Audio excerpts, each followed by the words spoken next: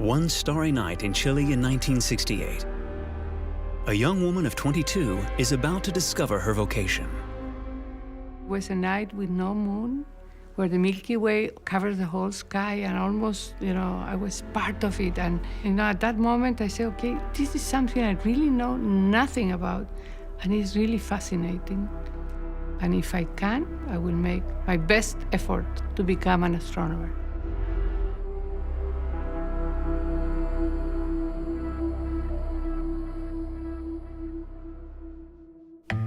Santiago de Chile, birthplace in 1946 of María Teresa Ruiz.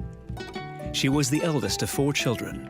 Her father was an accountant and her mother a housewife. A mathematics teacher at school gave her a taste for science.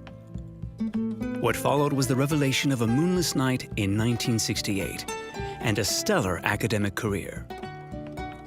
Aged 25, María Teresa was the first woman to earn a degree in astronomy at the University of Chile.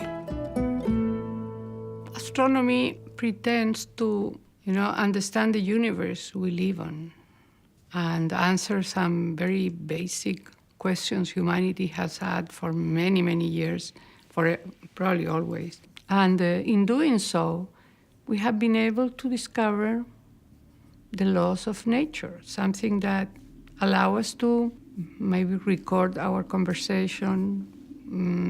It allows us to have electricity, and many of the laws of science have been discovered by studying the universe. Studying the universe for answers to life on Earth. Inspired by this leitmotif, María Teresa followed her own star to the United States.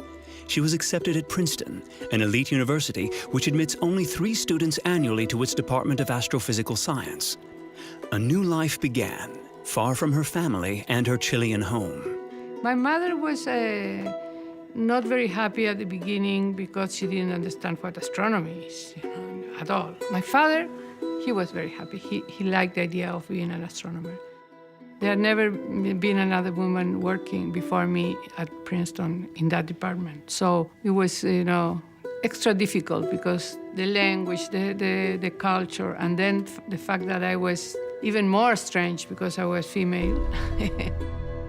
My grandmother always supported whatever I wanted to do because her message was always, that being a woman is not a good excuse not to do whatever you wanted to do, that women could do anything. A grandmother's words to the granddaughter who dreamed of interstellar travel hit home. At just 29, María Teresa became the first woman to obtain a doctorate in astrophysics from Princeton. But one event turned María Teresa's life upside down. September 11th, 1973, Augusto Pinochet's coup d'etat.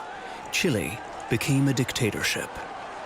As the country descended into violence, María Teresa received a letter signed by the military junta ordering her to return home immediately.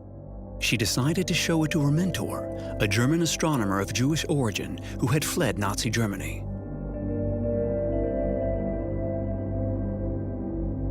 When he read the letter, he said, "Oh, this is the same kind of letter the Nazis were sending.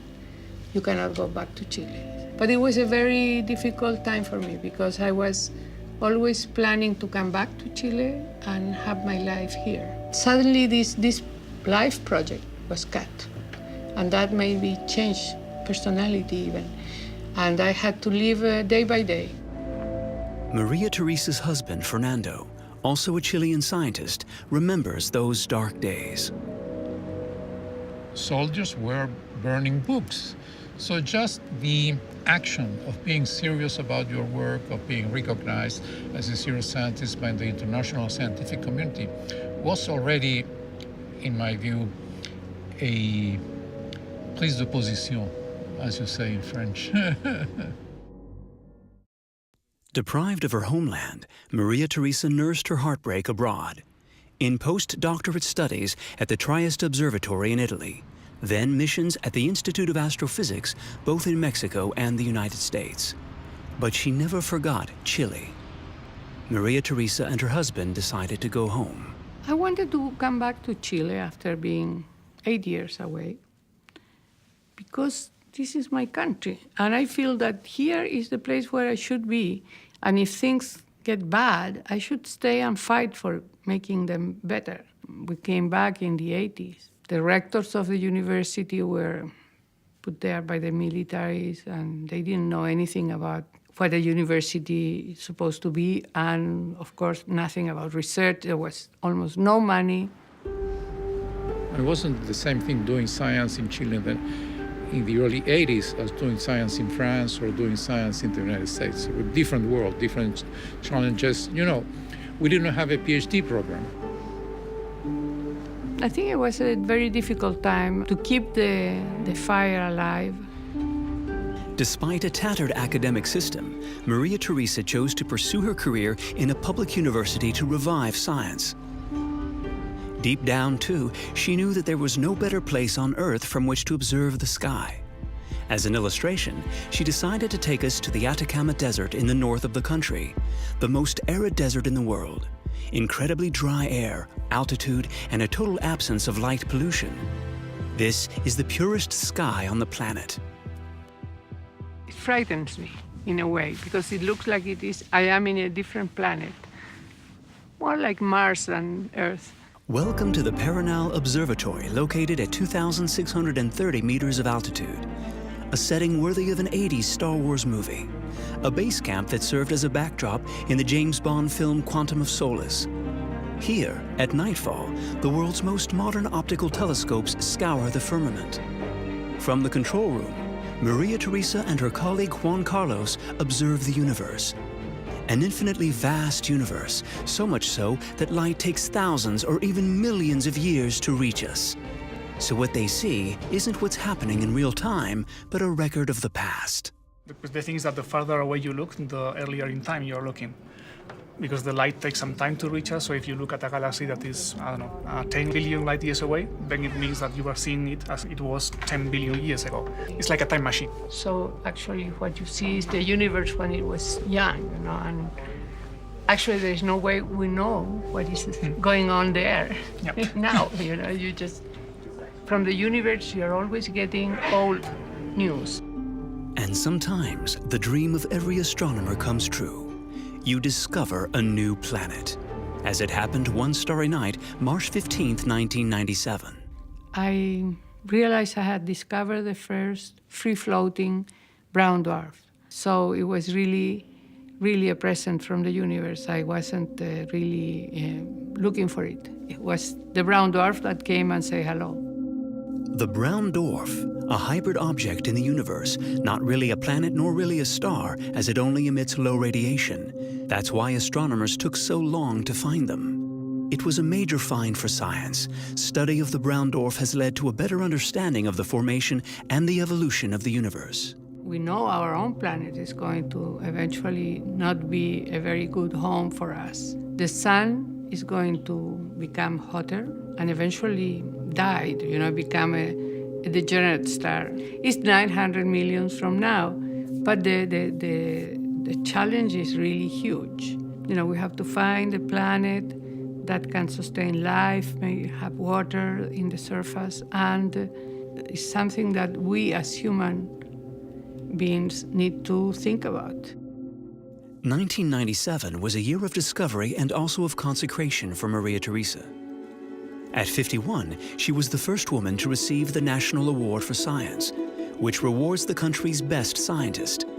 Her face was on every front page. 20 years later, María Teresa still isn't resting on her laurels. Carrying out her mission, she is president of the Chilean Academy of Sciences, and her fight is more important than ever. In Chile, the situation of science is bad. It's complicated. The percentage of the PGB that is dedicated to science is very small. It's 0.35 compared to about 2% on average on OECD. And also compared to our neighbors, we are doing really bad in this. And we have not been able to improve that. To make things happen, María Teresa stepped up the number of public conferences.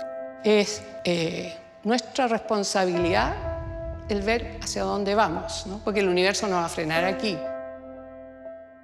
She doesn't hesitate to knock on the doors of politicians, Today, she has a meeting with Senator Guido Girardi of the Party for Democracy. Together, they have set up a permanent senatorial commission, the Commission for the Future. They are pushing to triple the budget allocated to science and to create a ministry. No hay futuro sin ciencia y sin pensamiento nuevo.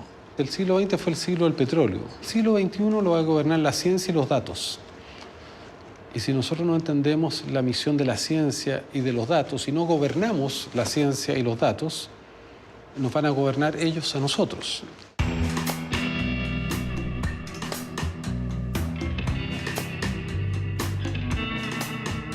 Cachagua, 2 hours from Santiago. This house by the ocean is where María Teresa recharges her batteries with her family. Here I am with my grandson, Santiago. He's eating a very typical Chilean dish, which is called charquicán, and it's made of meat and vegetables. You have to make time for your family. You know, otherwise you work all day. So, and actually, grandchildren, I enjoy them very much. So. Head in the stars, but feet on the ground. This could be María Teresa's motto. She's as amazed by the Milky Way as she is by her grandson, little Santiago, who may one day travel into space, to the edge of the universe in his grandmother's footsteps.